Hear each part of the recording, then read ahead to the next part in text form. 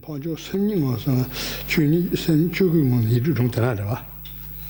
Ta, non si yen tapa Chukum, and that non si yen tapa Chukum, Chukuron Jan Jeans. Ta, Nancy to do, no one to just send no one nedging Jitin Songore. That say no one Jitin Kicha, Ratan, Kangbatan, Chodan. Me la sope, jitin je kan de tangji la nangwa song a ji nangwa je dang, 18组就的nangwa ji ge dan ne de be ge sen jin re to ge sen jin yo la, ji tang ji 18组的，ji nong si ni ga de yi ni da ba de. So the next verse is 63, and it says, appearance and world, primordially pure, are the state of Dharmakaya. When facing or when meeting Dharmakaya face to face, this is Chenrezig. Appearance and world, Rinpoche explains here in this context as appearance being the environment of outer world. May it be the appearance of mountains, of houses, forest, fire, and so on. And whatever is then populating this world of this outer environment, this is the world of sentient beings of the various realms. So you have appearance and world, and both of them are said to be primordially immaculate, pure, in Dharmakaya. Then, no say tapa yin, tapa jujute, tampo mo chane tapa res. Mo chane tapa yamba kandi ina, then semge chuku rang sale. Sharwa yinbina, no sin the Tomji, Mo Chani Tabari. Yena young Tatang Aron, Samgini Lung and the Major Pala, Ta Senjiti Kondang, Nangarang, Pumbola Sobatanjita, Mado Pechalata Zunguyori. Well, how is this to be understood, that the outer environment as well as the world of sentient beings therein is immaculate from the very beginning? In one sense, it is basically immaculate. Basically pure means all what appears is but the reflection, the expressive power of the nature of our own mind. Or the natural state of our mind projects and manifests outside at whatever we see and encounter. However, in that sense, the whole world is completely pure, always has been completely pure. There is some problem, however, in that sense that we don't recognize that normal, natural state of our mind. And not recognizing our mind, then we don't see that the outer world is just a projection of this mind. Because we are mistakenly caught by the belief that all the impressions of our body and our mind, which are categorized in those 5 sets of 5 skandhas, that there seem to assure us that a personal I does exist, and that all those appearances bear a material, substantial reality, where they don't do, where they never did.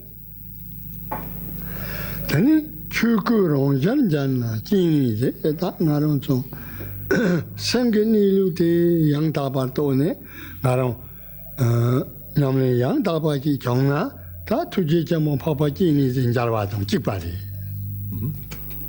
Meeting face to face with Dharmakaya is Chenrezig. Means face to face with Dharmakaya is to recognize the normal, natural state of one's mind. If you were to meet the mind directly and have the direct recognition, this is equivalent to meet Chenrezig.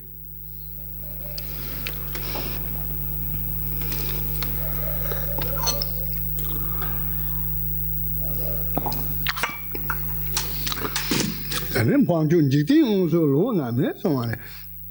Sangini Yon Tapas in Yana, that 2 Jim Papa Jini to Lola Yomares.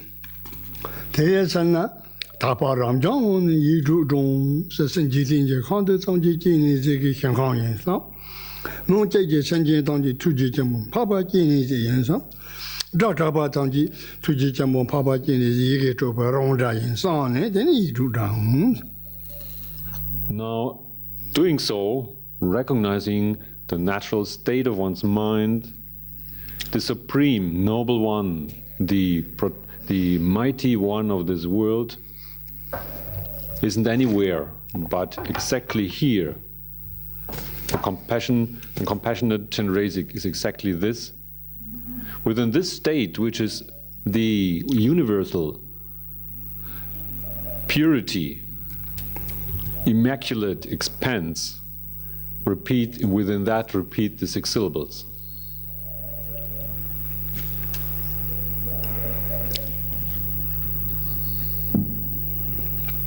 Yeah. Then Haki Jawa can do Genie say someone. Then Tuji Chambo, Papa Genie Zela, Chatanga, then Yadonga Laka, Yanayo, Zela Yadon Tongi, the check to Dubai Young.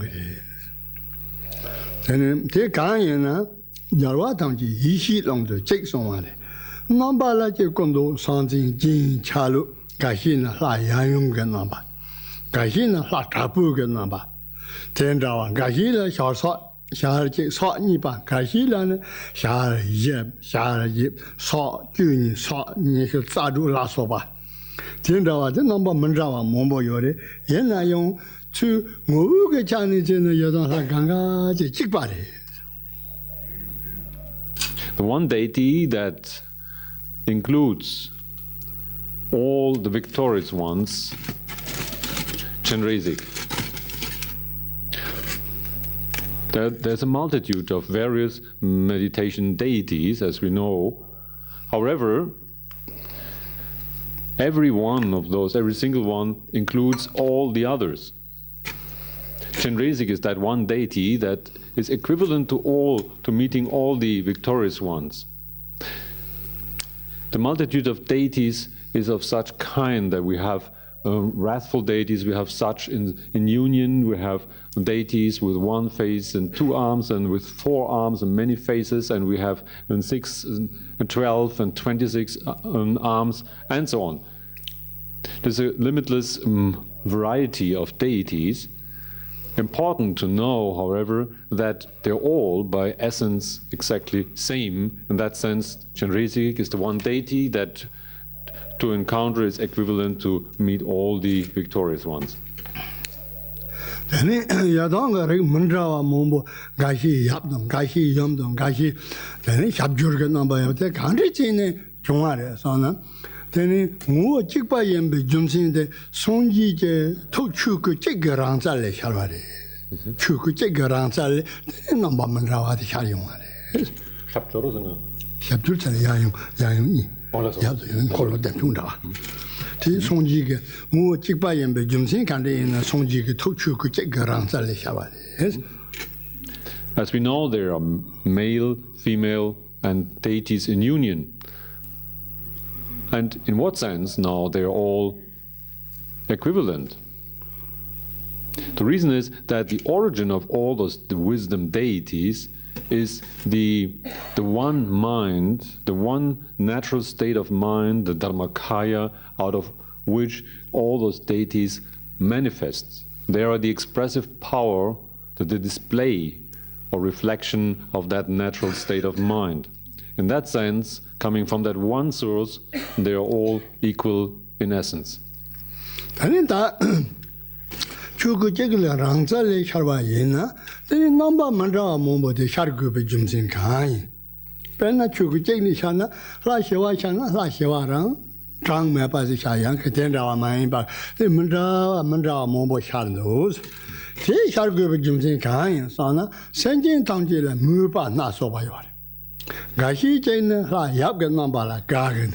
Gashi ni younger Nambala Gargan, Gashi Trapo Nambala, Gashi Shawagan Nambala, Tela Den, sending a Mupa Nasobala Den, Laga Yalonga, La Rimundrava de Sharadi. We might wonder, however, if this is then given the one origin of all the various deities, why this one origin has to manifest in such a variety. Wouldn't one manifestation be just enough, as good?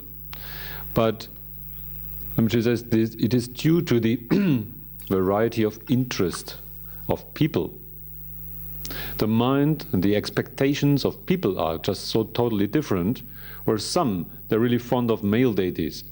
Others, they really like female deities. Some, they like to follow wrathful ones and other peaceful ones. And because of all this divergent interest of people, now the expressive power of natural mind also manifests in such a variety.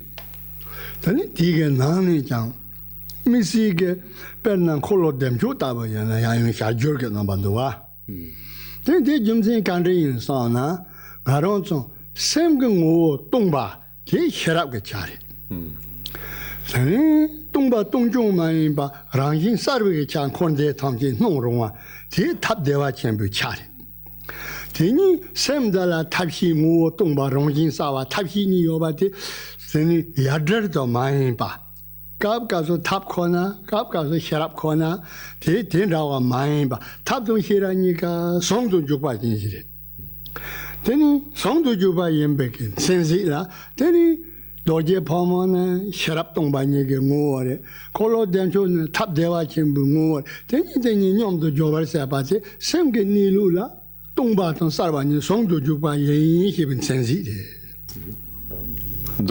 Rinpoche here then states that when my deity, he says, is Chenrezig. That is the one deity that I practice equivalent to all others.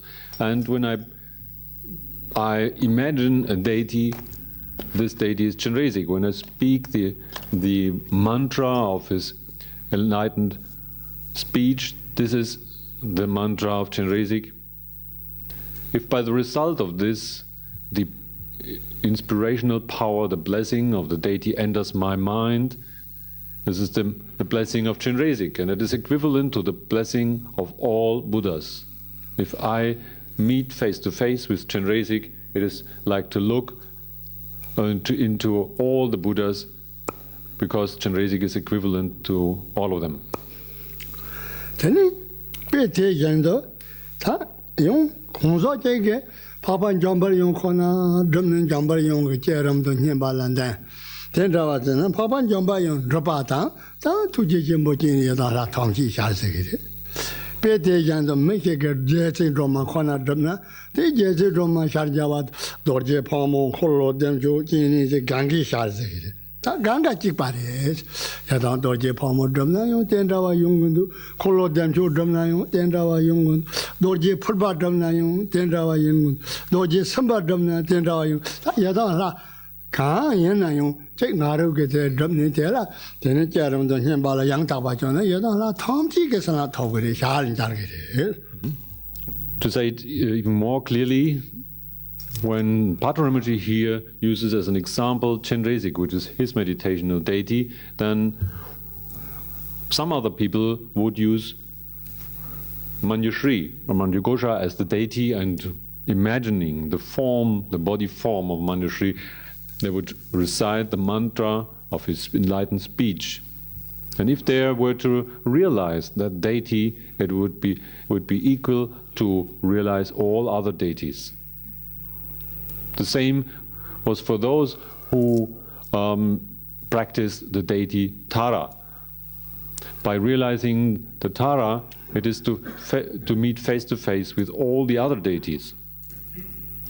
And then, of course, it applies to all the others, like practicing Chakrasamvara, Vajravarahi, Vajrakilaya, or Vajrasattva, whatever deity it may be. Just to practice that one and single deity is equals to meet all the other deities at the same time.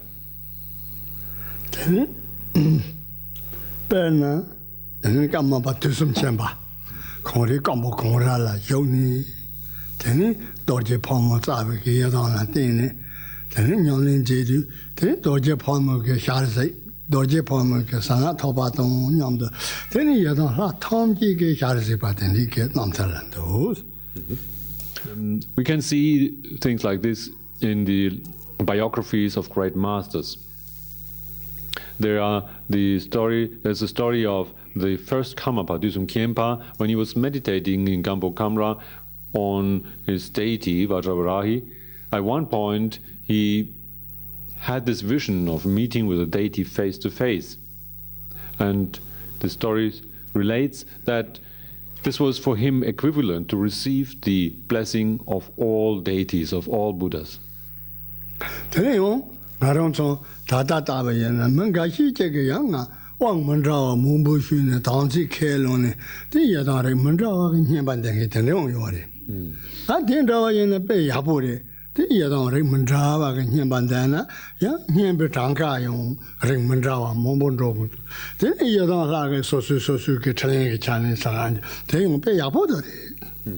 Nowadays we find a lot of people that request different initiations, abhishekas, and thus keep reciting lots of different mantras related to the different deities. That's quite good, because then in that sense they complete a lot of repetition of mantra, and also they train themselves in the various Buddha activities of the various deities.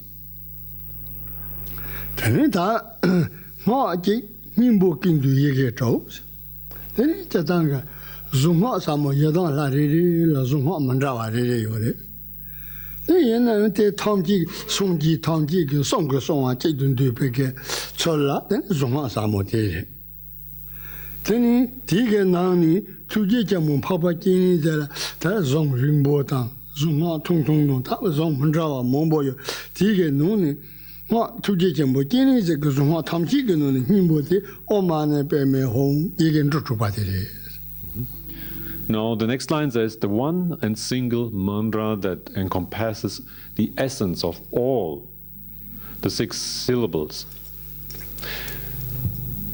Every meditational deity has different sorts of mantras. There are long ones, middling ones, and short ones, and there are mantras for certain protecting and activities and different purposes. And the one that kind of is the distilled essence of all of them and bears the blessing, the inspirational power of the Buddha, is the 6-syllable mantra. So for Chenrezig, the very one essence mantra is the 6 syllables, Om Mani Padme Hum. On the other hand, we could say that all the deities' mantras, maybe the mantra of Chenrezig, Tara, Manjushri, and so on, they all have their respective mantras. All of them are the essence of the Buddha's enlightened speech. So to use one is to use all. And here, for Patrul Rinpoche, this is the mantra that includes everything, Om Mani Padme Hum.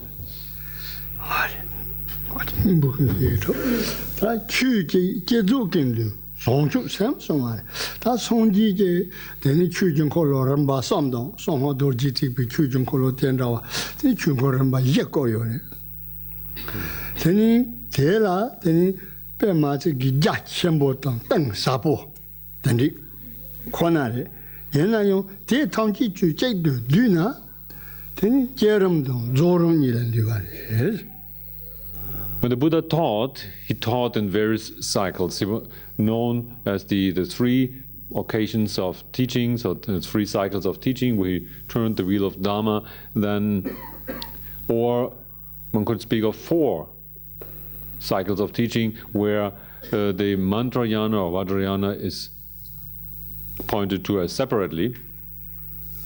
All those dharmas the Buddha taught are extremely profound, and they're far-reaching in their meaning and difficult to comprehend. But if we were to condense all this meaning into 2 things, then this would be the development phase of the imagination in our exercise, and the completion phase would be those 2, Utpatikrama and Sampanakrama.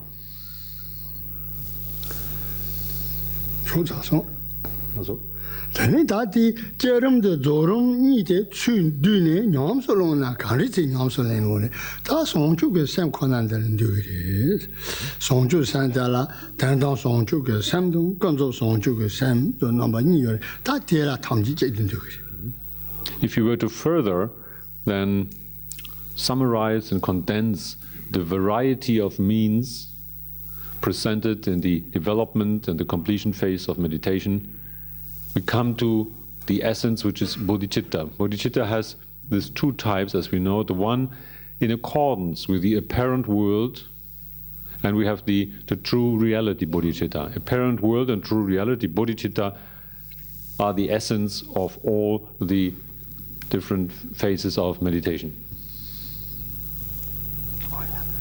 Tani ta tandang songju ge sam songju ti ta ngarong chong kap kap so shene gang go yo long la tembe ge shene ta yang kap kap so dan so songji ge ko la so ba ja ne shene gang kap kap so yo la mi pa kan yo me pa tong ni mo la nyam ba ja ne shene gang te ngarong so gang go do o te tandang songju ge sam le.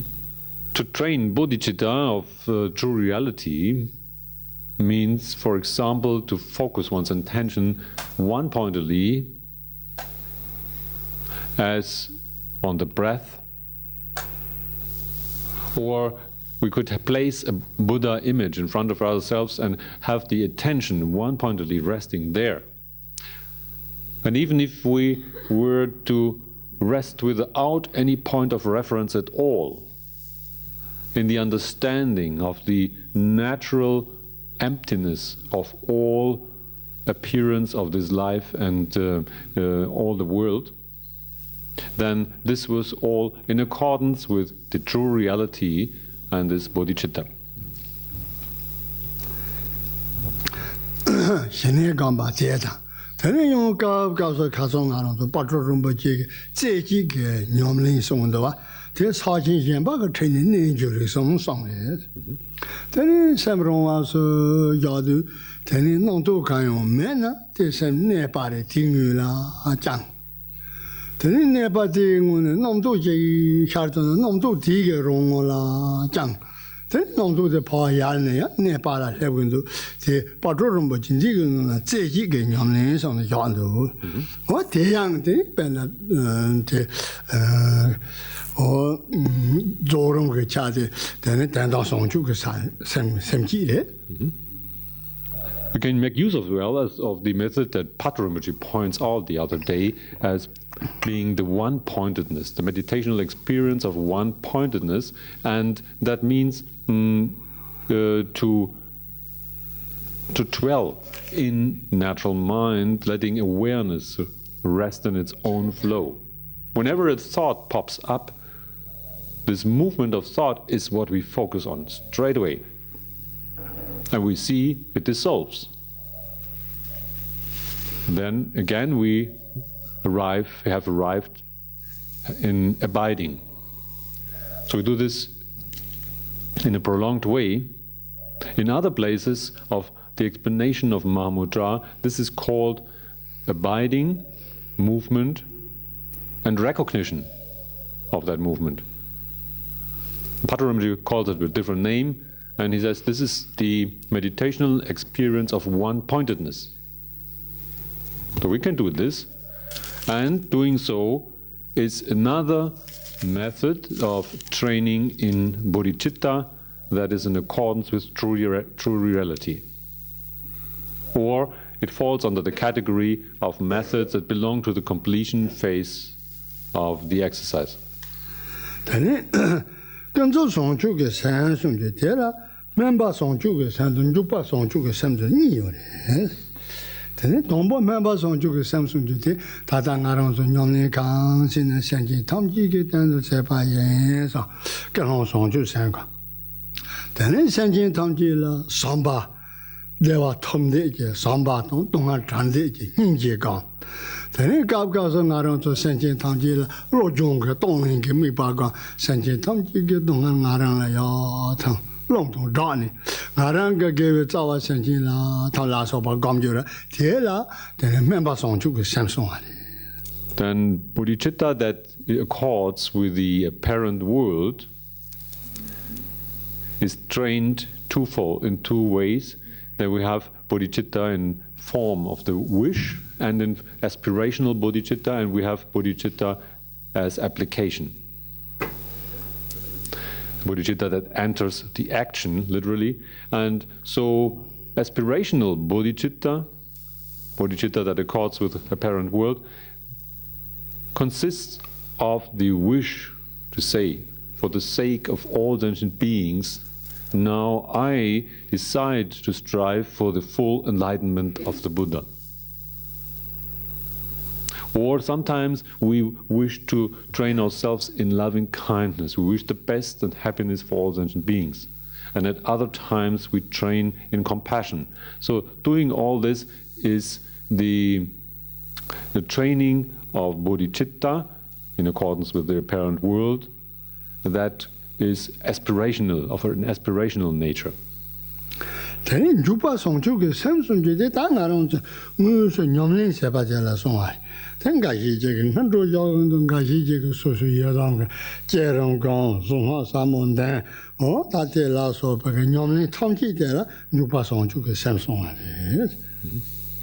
Now, when we now even the practice of the taking and giving, where we take in with our breath all the suffering and worry of sentient beings and set them free from all their burden, and when breathing out we extend our happiness and well-being and good karma to all sentient beings and saturate them with bliss.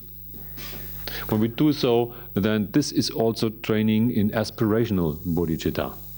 Bodhicitta in accordance with the apparent world. The other part of the apparent world, bodhicitta, which is the application, the real application, means to train with a meditation deity, to speak the mantra, to engage in the preliminary practices like the prostrations and so on.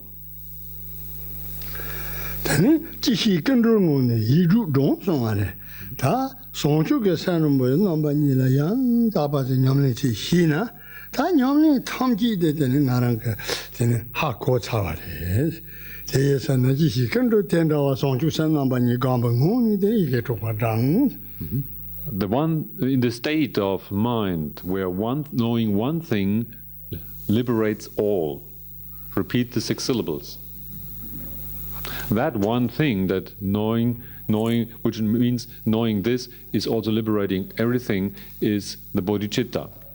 Knowing about the training in bodhicitta is liberating oneself in any aspect, and in this state of mind one repeats the 6 syllables.